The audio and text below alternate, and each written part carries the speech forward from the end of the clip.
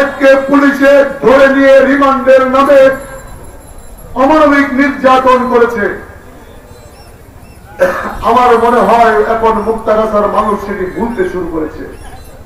আমি যখন দেখি ছাত্রদল, যুবদল, বিএনপির পদ্মারীদের পিছনে সেই কুখ্যাত বিল্লাল, মনির, খালিদ বাবুর কুলাঙ্গার সন্তানরা মোটর সাইকেলে বসে থাকে, তখন আমাদের হৃদয় আমরা যখন দেখি এই 17 বছর আমরা শেখ হাসিনার চোখে চোখ রেখে কথা বলেছি, আমরা পুলিশের চোখে চোখ রেখে কথা বলেছি, আমরা হয়তো সংখ্যায় কম ছিলাম, কিন্তু আমরা খালিদ বাবুর ভয়ে, ওই খালিদ বাবুর কুলাঙ্গার সন্তান মনির ভয়ে আমরা মুক্তাগাছায় বিএনপির রাজনীতি বন্ধ করি নাই। আজকে এই কুলাঙ্গাদেরকে বিএনপির নেতারা আশ্রয় প্রশ্রয় দেন।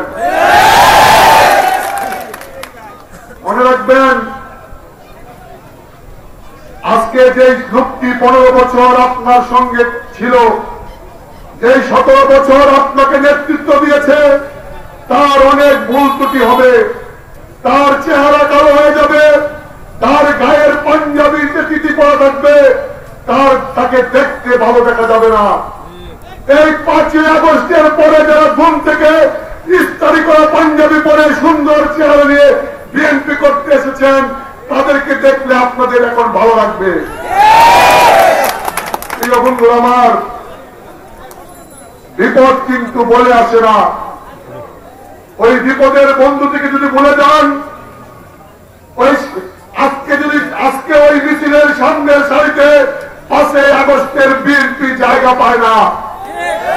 5ই আগস্টের পরের বিএনপির জন্য ধাক্কায় তারা রাগে অভিমানে বাড়ি ফিরে যায়।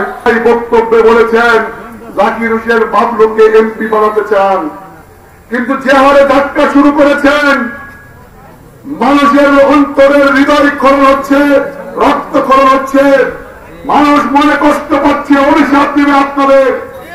ওই ত্যাগী নেতা কর্মীটা যে গ্রামের কৃষক জানে না, তার নামে থানায় অজ্ঞতনাম আসামি মামলা দিয়ে পুলিশ অ্যারেস্ট করেছে, 1-2 মাস কারাগারে ছিল। পরিবার